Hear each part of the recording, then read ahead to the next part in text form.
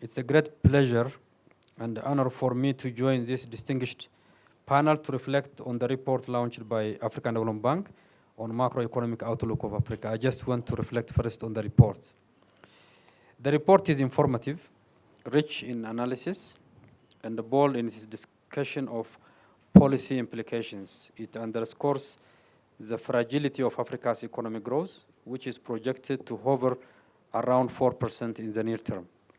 So we need to keep an eye on our growth. This stands in sharp contrast to the 5% or more growth rate the continent registered in the last 2 decades before the recent multiple global shocks, including COVID-19 pandemic, the war in Ukraine, and internal conflict in some parts of Africa. The report also highlights persistent macroeconomic instability in many countries, with inflation averaging 19% and the fiscal deficit reaching a record 4.6% of GDP since the pandemic. Debt remains a pressing challenge, and the risk is growing. A lot of countries are facing debt distress. So I think a coherent and consistent policy and a homegrown solution for our economic issues is very much important.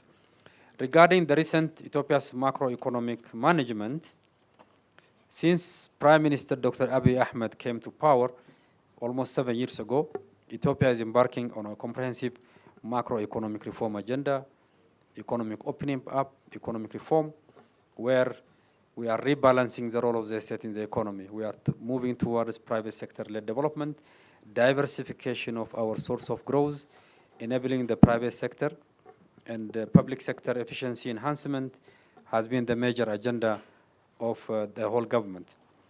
Ethiopia, like many African nations, has endured global and domestic shocks. However, what sets us apart is bold steps we have taken to restore macroeconomic stability, build resilience, and accelerate growth. Particularly, Prime Minister Dr. Abiy Ahmed has been championing a comprehensive development agenda where diversification of source of growth, enabling the private sector, enhancing the efficiency of public sector overall, both budgetary performance, the quality of spending, as well as also the reform on public sector enterprises.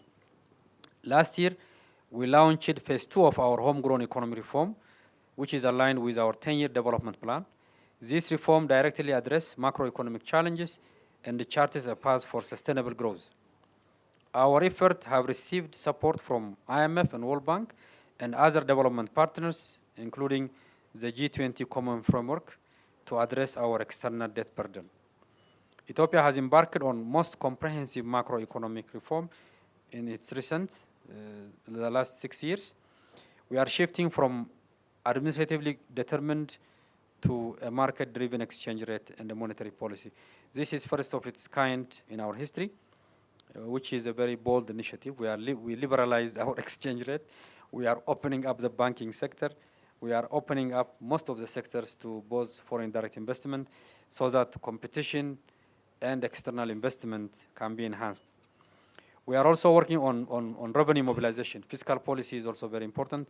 Domestic resource mobilization has been the major agenda of the government.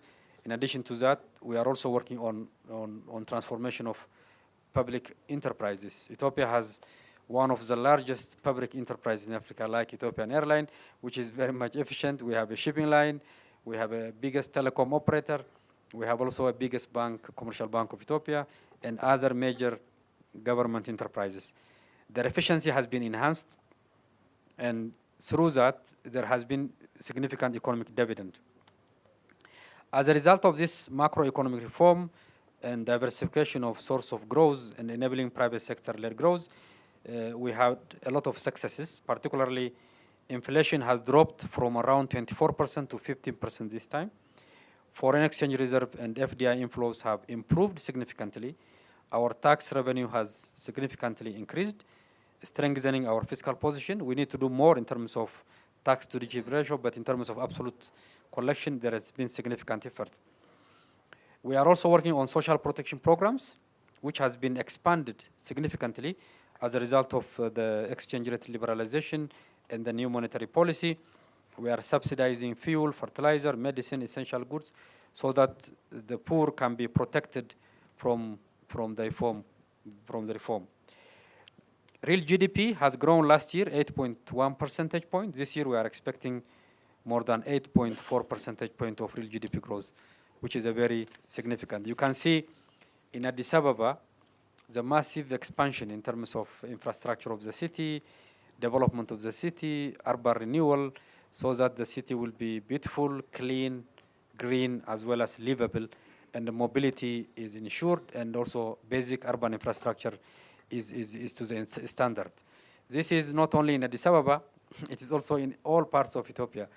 And the diversification of source of growth, both in urban development as well as agricultural development in rural areas and mineral sector development, has been a major source of growth in the economy. So Ethiopia, with its size, now is the biggest economy in the region. With the current macroeconomic reform, we are expecting significant investment, expansion in the growth capacity in the economy. And as a result of that, we expect Ethiopia will continue to be the engine of regional economic integration, regional economic pillar, and stability. I would like also to really thank African Development Bank.